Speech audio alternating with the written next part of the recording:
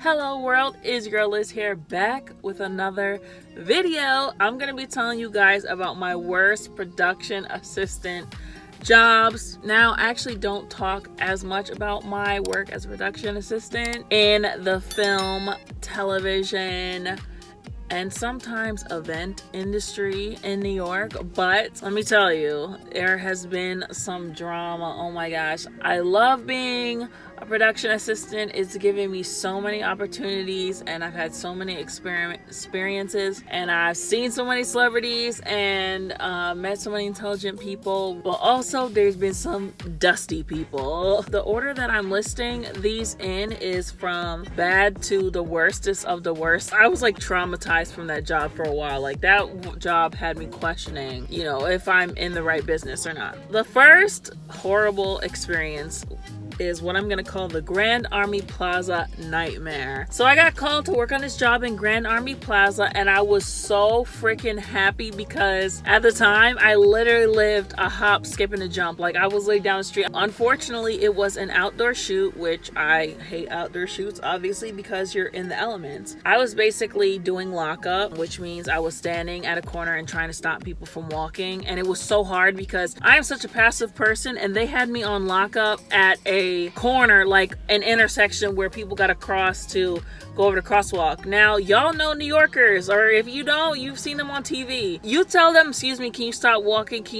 They're not gonna listen. That day, I was cussed out multiple times by people. Get the fuck out of my way, like, no, like, fuck off, 'cause I hate doing lockup. That's one of my least favorite jobs as a production assistant. I'll clean up, I'll pick up garbage, I'll pick up coffee and stuff like that, but doing lockup in the public, like having to tell strangers, like, don't walk please, or can you keep quiet or something like that, is horrible. Especially in New York, people are just awful to you. We were outside all day, and then worst thing happened ever is that it started raining. Long story short, the rest of the shoot was spent outside in the freaking rain, and I don't mean like a little la la la la. Ooh, shopping cart, Uber shopping. Ooh, damn, that dude is an asshole. He let his shopping cart go and it just flew straight into someone else's car. We were stuck in the rain for the rest of the shoot, which was like literally like 4 or 5 hours. The script didn't call for rain. They were not sure if they were gonna shut the shoot down or cancel it, but they were like, oh no, let's keep going. Out in the rain, like soaking your whole clothes, soaking wet. And it was a big shoot too. It was like freaking 100 people maybe. This is the type of rain that even if you wear a poncho or an umbrella, you still going to get wet. Then we had lunch, and we all had to have lunch soaking wet. It just sucked. They didn't even end up using any of the footage. I overheard them talking about how they're gonna have to schedule a reshoot. That is also similar to the next also awful job. This job was also awful because I had to be outside. This is a lesson for me and a lesson for y'all PAs out there, or aspiring PAs. When you get a shoot, if it doesn't explicitly say, always ask if you're going to be inside or outside, because that matters. One time, I don't know if I should say this. Should I say this? Man, fuck it! Like, we as PAs need to know all the information ahead of time, right? So that we can be prepared, right?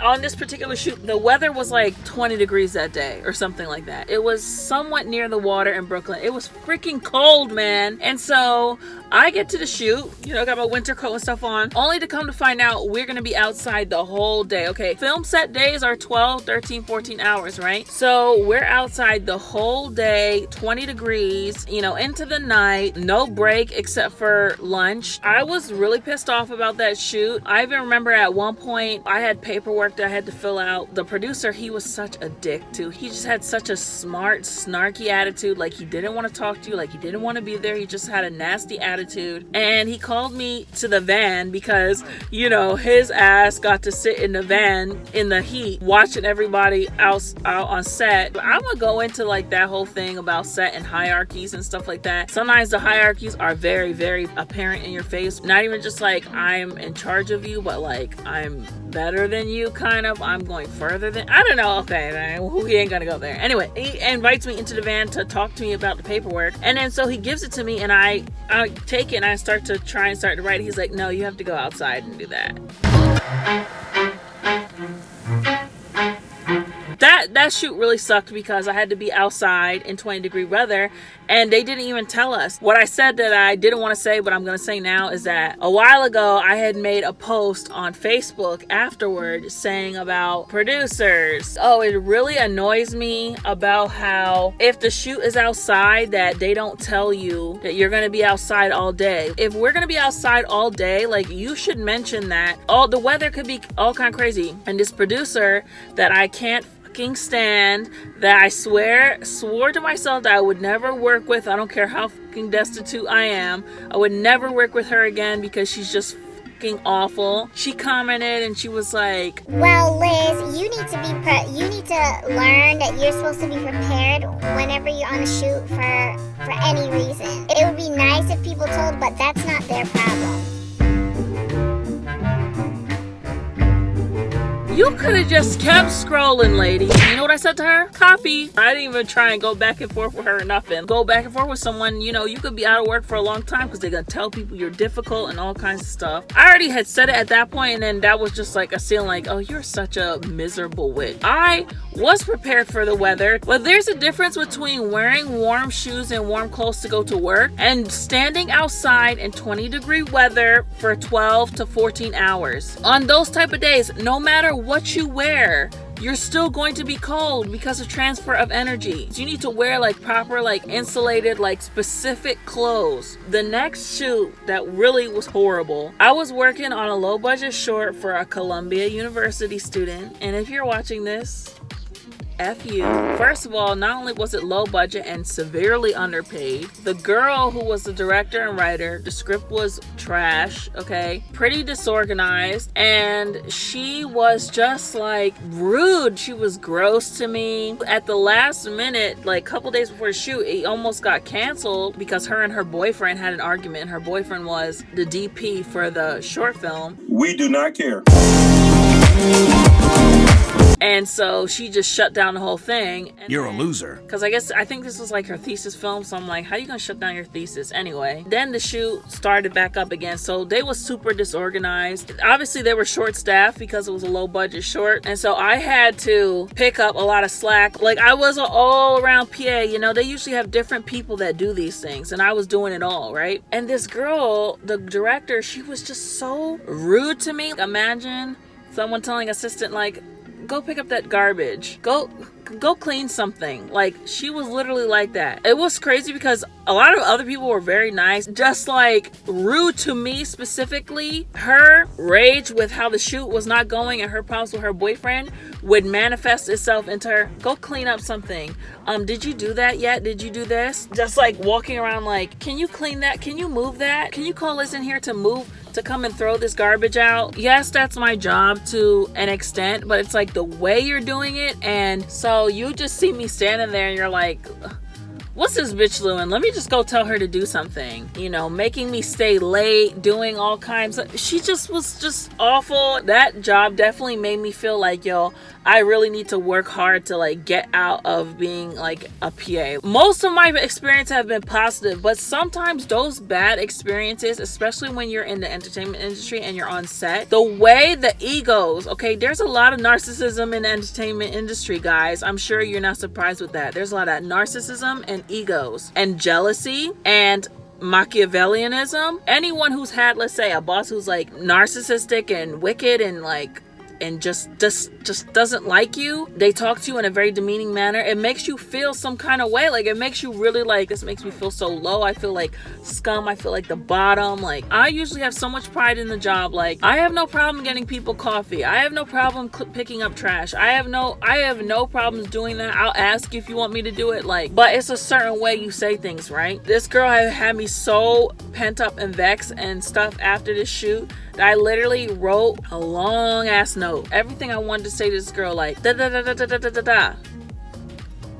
And then I deleted it. I'm not gonna send it to her, you know. I just have feelings and I just wanted to say them. So now the Chupacabra, the King Naka. It was a high budget or over budget short film. Ciao. I mean, it has all the elements here: ego, hierarchy, manipulative, Machiavellianism, sabotage, bad weather. So usually short films are not like high budget, but this one was like 50 something $1,000. Like, they were really going in. And so it was a lot of people. It was a lot for a short film. Okay, a lot. All right.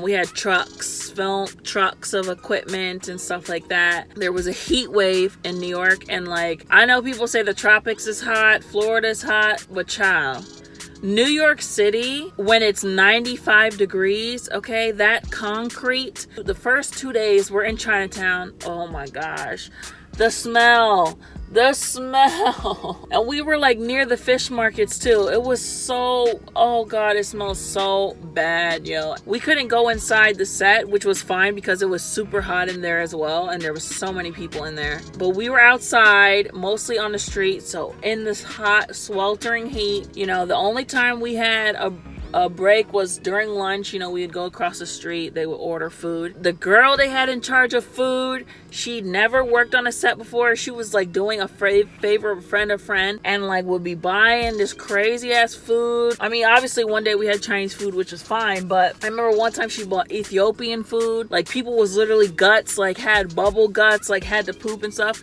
I mean, the food was amazing. Ethiopian food is really good, but it was like, you know, it's like a lot of beans and lentils, and people was like farting. They had to go to the bathroom. The production manager was into me and would say inappropriate things. So I don't know if he was trying to get me to talk about sex with him or something, but he would say certain things that would involve talking about body parts and stuff like that. At the time, I was just kind of like, you know, like, ha ha. This was before Harvey Weinstein, mind you. This was like a couple months before that whole thing blew up. So I would just kind of be like, ha ha ha, like, you know, not trying to push the envelope because I still want to work. I don't want to seem difficult. I don't want to seem like I can't take a joke. So it was just like really annoying to deal with, you know, your manager, like the production manager, you know, hitting on you and stuff like that. The worst part of this shoot is that it was like, oh yeah, it was like 9 or 10 days. They were supposed to let us out half day, and then we were supposed to have a full day, and then we were supposed to get back and do 2 more days. So they had us doing 7 days straight. When you're doing a regular 12 to 14 hour film day, that is hard. That is difficult, okay? Factor in the time to get home. When I'm on a set, even a set that ends on time and I'm working on a movie, an hour to get there in the morning, an hour to go home and get ready and shower, and you go straight to bed. This shoot was extremely abusive. That was probably my first experience working with a female director, and it was really inspiring in that way, but the shoot was very abusive. They would go overtime. I'm talking 15, 16, 17 hour days, over and over and over again. One of the days, like, or 2 or 3 of the days, the shoot was like upstate. So we had to drive an hour and a half to get there. Not to mention us commuting to the city, to the meetup point, and then having to travel an hour and a half to get to the shoot. Then it came to a head. So remember how I said we were supposed to have a half day off? I was told that I was supposed to report to pick up a vehicle at around 4 or 5 p.m. I get a call at 8 or 9 a.m. saying, we need you to go pick the vehicle up now and do some runs before the shoot later. Mind you, this is after 1 day, 2 day, 3 day, 4 day, 5 day of 15, 16, 17, 18 hour shoots. I'm totally sleep deprived, okay? It is dangerous to have people who are tired driving. So he's calling me and saying this. I told him, I was like, I can't do it. I'm tired. Like, I need to sleep. I can report to the time originally set at 4 or 5 p.m. I can't come right now. Like, I'm tired. Like, he called me. I was literally sleeping. What, so you don't want to work? Is that what it is? You don't want money? You don't want to work? What do you mean I don't want to work? I've been working this whole time and staying late, staying over the time, especially because I was driving. And so I had to drive. Oh, wait, I don't know if this happened. This might happen after that. Then they had a problem with their second assistant director. They ended up nominating me as going from production assistant to a second director. So for people who are not in the film industry, that probably sounds very glamorous, but it's basically you're like a super duper duper duper PA, basically. And the second assistant director might deal with extras and dealing stuff like getting the actors to come to set and stuff. It's not like I'm doing any kind of like, all right, and action. There's none of that. So it was kind of a weird dynamic to go from being a PA to having to give PAs instructions. I want to work. I've been there every day, but I'm sorry, I'm not coming in right now. I'll be in at 4. That's how the conversation left. There was no kind of conclusion.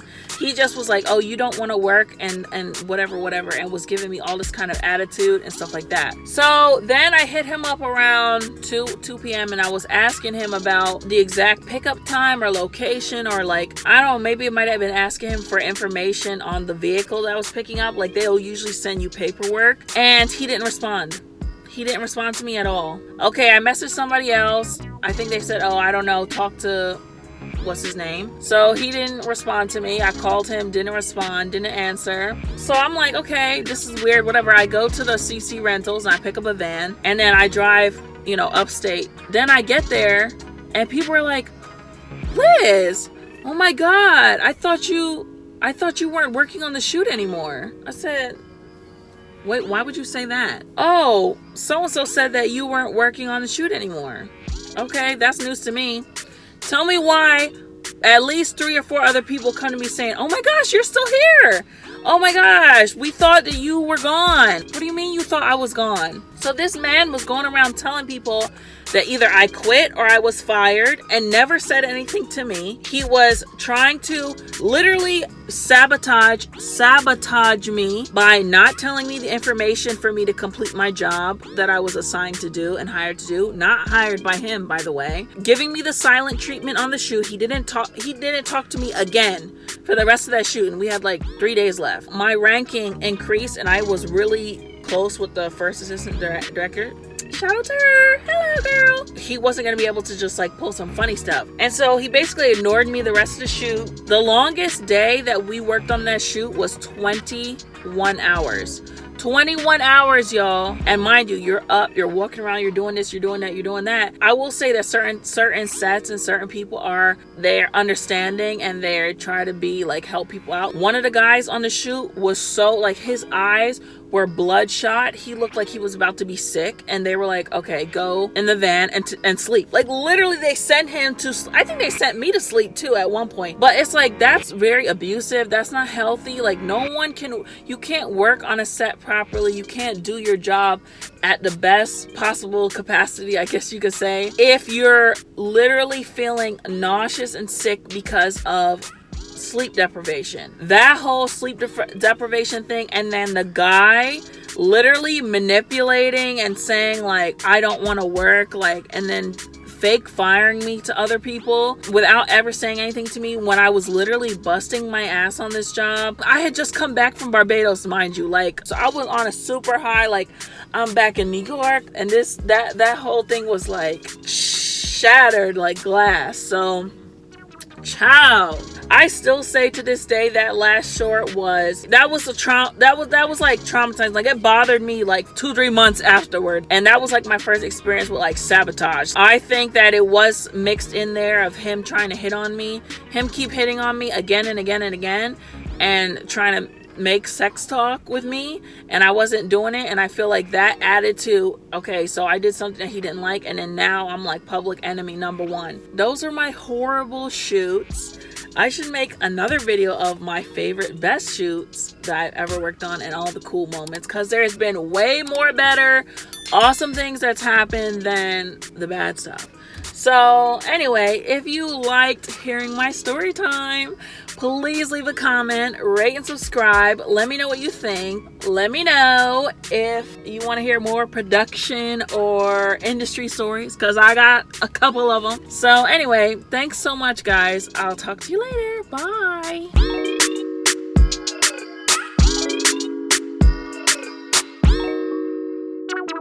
Bye.